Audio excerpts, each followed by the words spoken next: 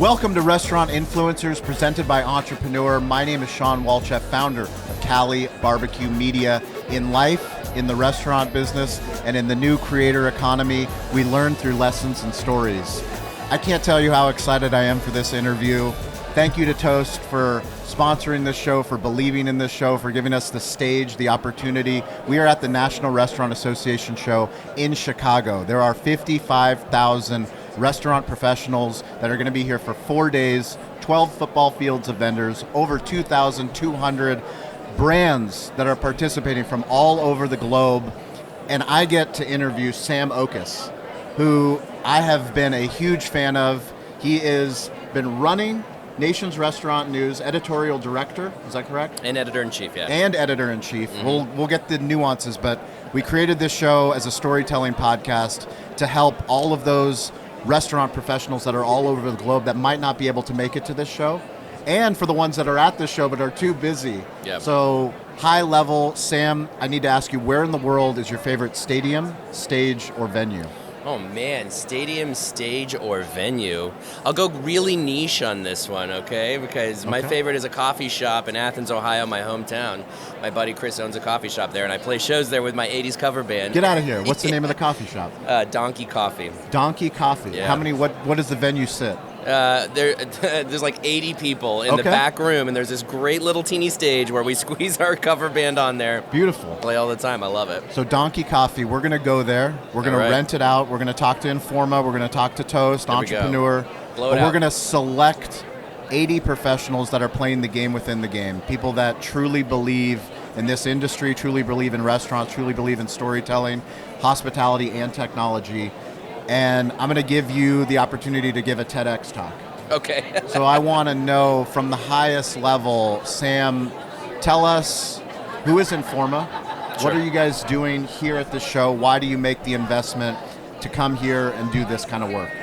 Sure. Well, Informa is a $4 billion global company, trades on the London Stock Exchange. It's the largest events management company in the world. And, we're very proud to have them as our parent company, because as the largest events management company in the world, they really have incredible expertise in running events like this one. So the National Restaurant Show is in our portfolio. This is our show. And so we're thrilled that as part of that, we get to have this incredible access via this booth to meet with all the folks here. But yeah, Informa has events. It also has media. So within Informa, we have our Informa Food Service vertical. And so we have 6 publications in the Informa Food Service vertical. And we also have shows like Restaurant Leadership Conference, the National Restaurant Show, Create, and several others. That's amazing. How many, you said 6 publications? That's right. Can you name those 6 publications? I sure can. Nation's Restaurant News, Restaurant Hospitality, Restaurant Business, Food Service Director, CSP, and Supermarket News. And how many team members do we have across that entire portfolio? 30 editors. 30 editors. Yeah, that's right. Okay. Yeah. And what kind of, give us an idea of the type of content that we're publishing? So it's of course, these are all trade publications. So this is business content for the retail professional in the case of CSP, that's C-stores, and in Supermarket News' case, of course, grocery stores. And then Restaurant Business, Nation's Restaurant News, Restaurant Hospitality, or for the food service owner-operator. Food service directors for the non-commercial food service operator.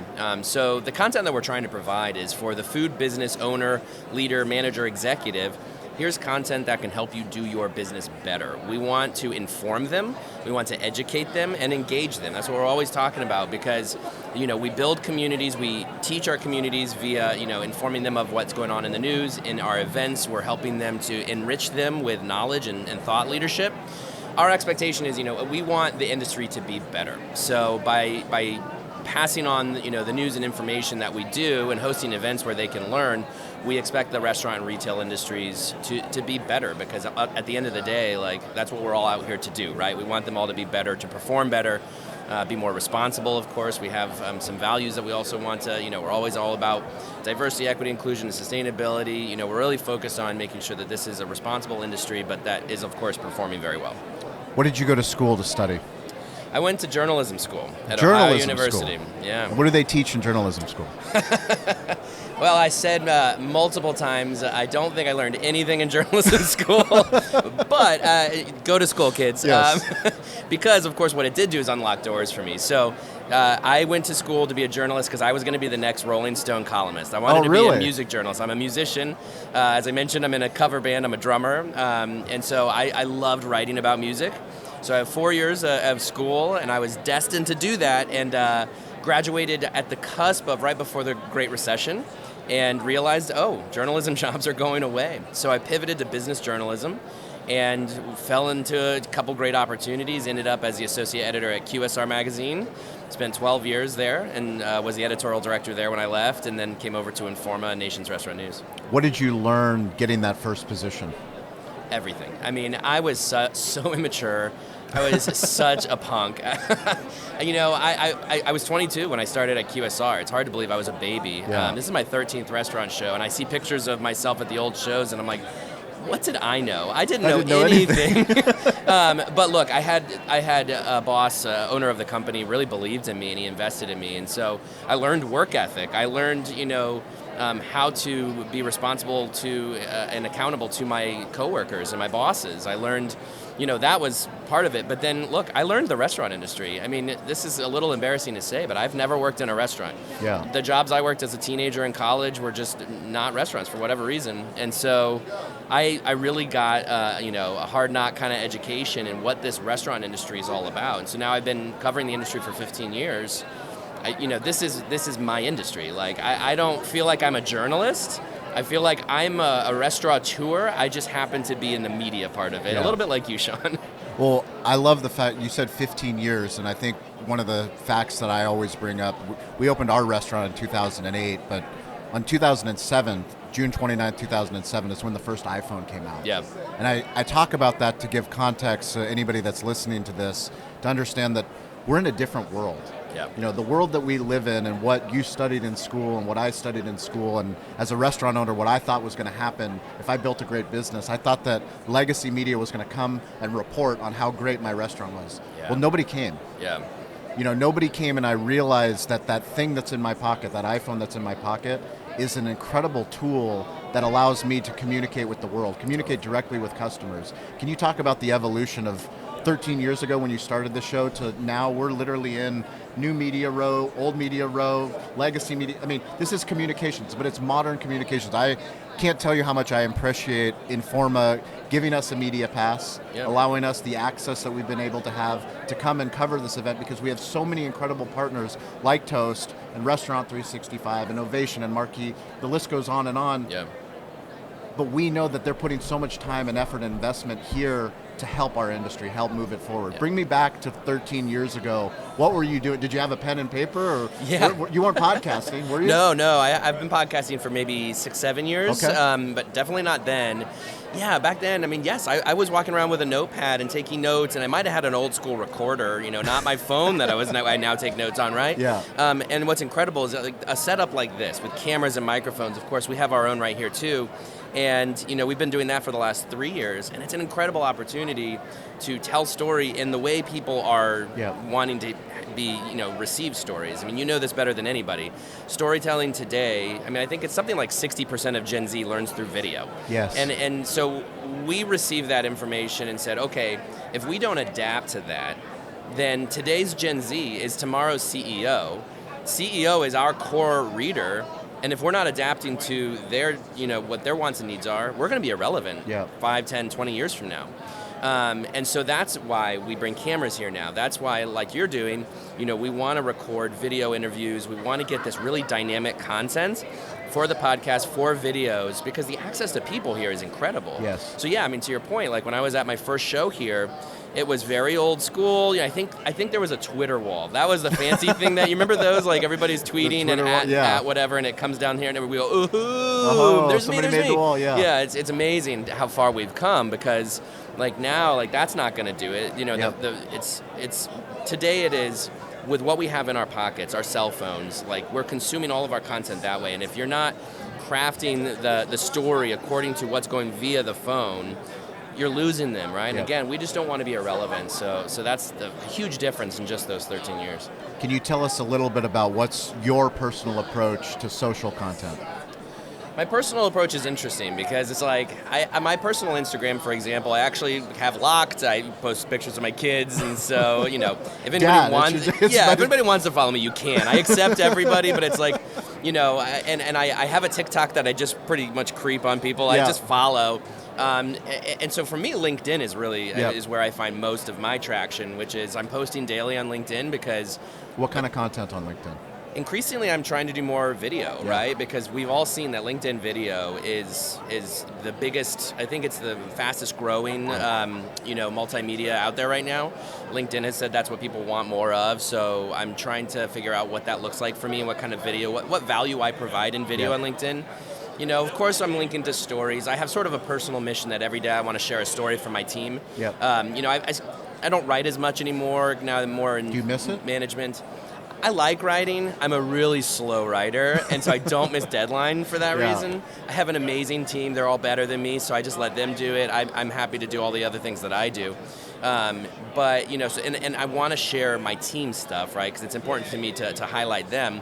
But increasingly, as you know, LinkedIn isn't just like, here's my content. That actually isn't what people want. They want, here's my perspective, right? Yes. And so that's what I'm trying to do more of on LinkedIn. Now, I need to get more into Instagram and TikTok on a professional level because, again, that's where the future restaurant leaders of America are glued right now to TikTok and Instagram. Correct. And so YouTube. Yeah, and YouTube. And so if I'm not there, then they're not going to get to know me as a brand. And it feels a little dirty to say that, but as you know, this is what the future of media is all about. Can you talk about the relationship with National Restaurant Association?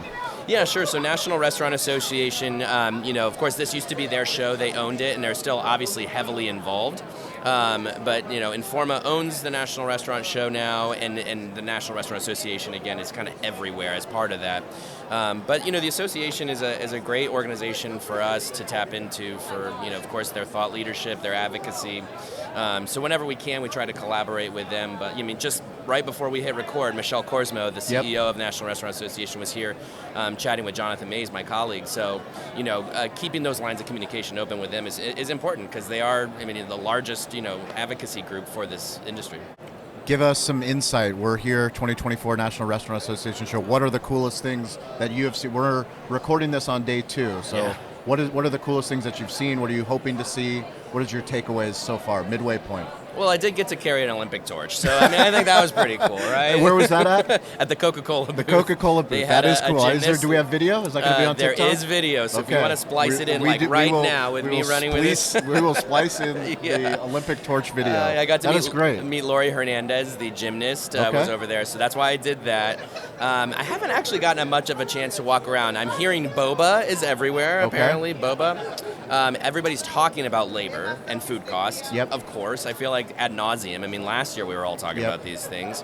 Everybody's talking about just the sense of like, wow, Q1 was brutal. We saw that Q1 was brutal, but I see a lot of optimism here. I do too. This show is packed, busier than I've ever seen, which tells me if people are here, they're optimistic. They're looking to invest. So that's my general sense of things, but I need to get out. I want to see some of the tech, especially because obviously AI is everywhere right now. Let's talk about AI because it's obviously a hot button topic. You write about it, you see it. As opposed to a talking point, is there anything sticky that you've seen? Sticky for AI? I think AI... Because I don't, you know how trends happen. Yeah. We were talking about what are the things that actually...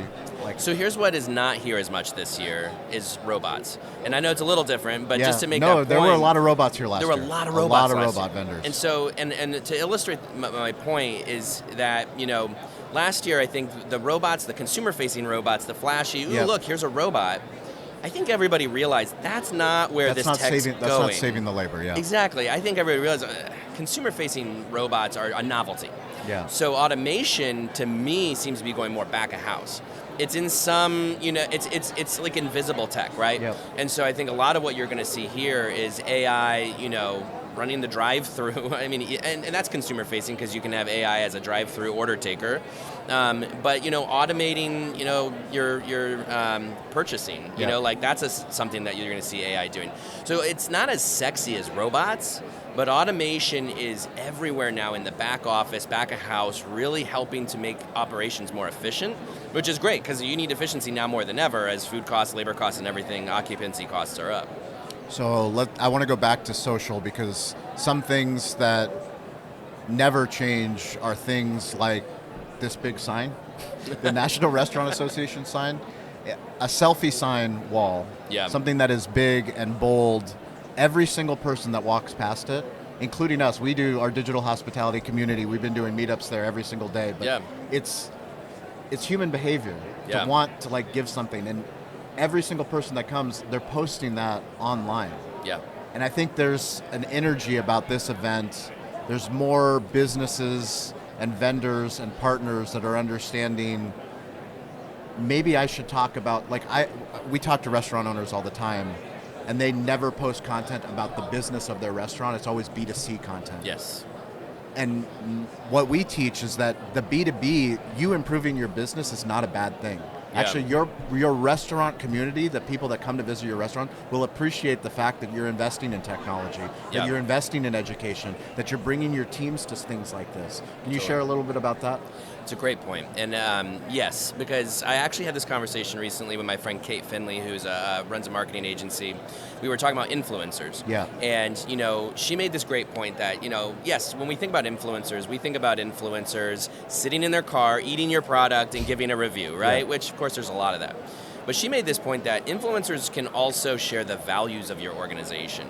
And that's the same as the leader of the organization, right? Like, social media content is...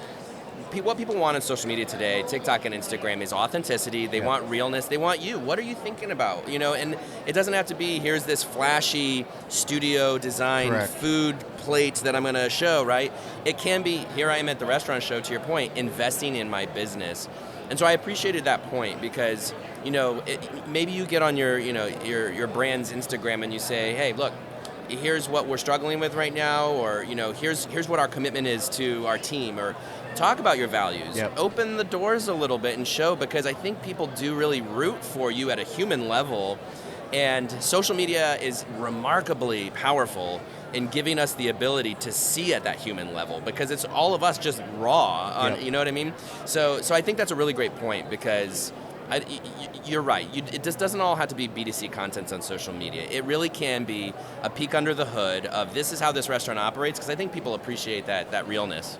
So I would love, this is one of the, we believe in smartphone storytelling. We believe that every single person, every business owner can have their own media. We don't need to go and create YouTube or TikTok or Instagram. Those tools are free. Yep.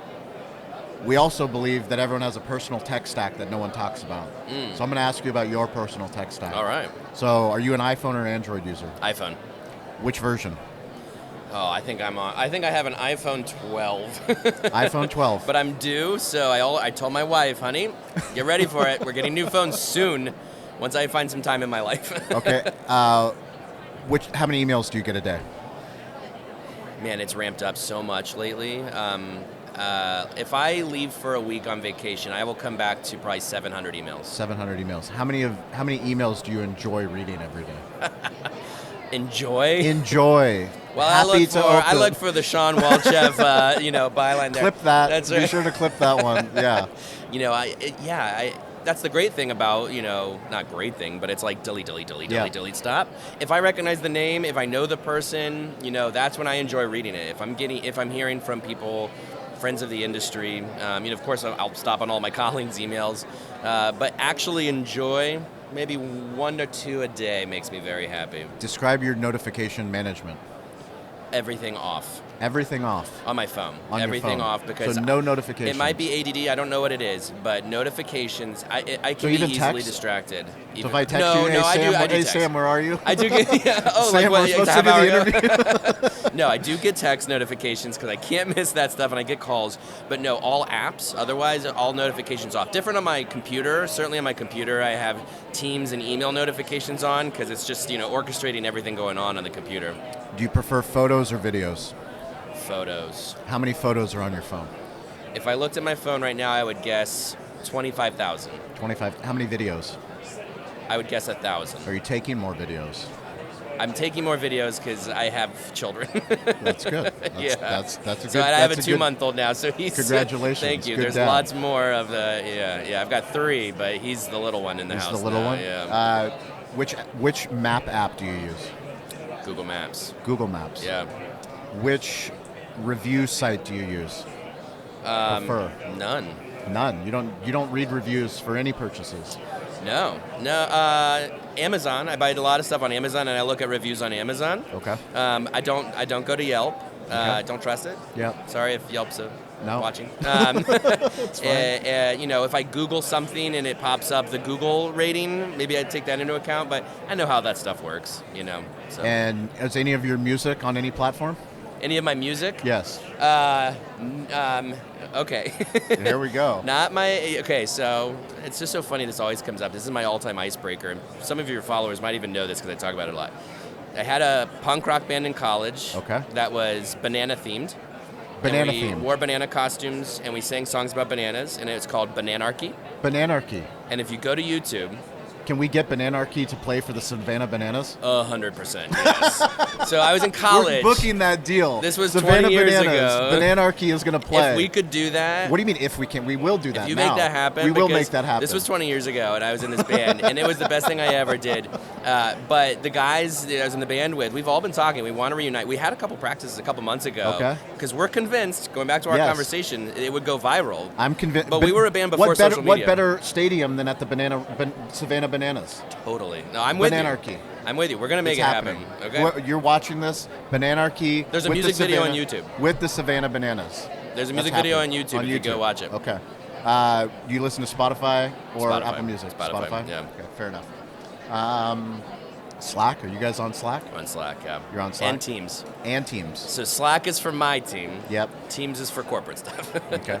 And how many apps do you have on your phone? Probably about 100. How many do you use on a daily basis? Probably 5. Which are those 5?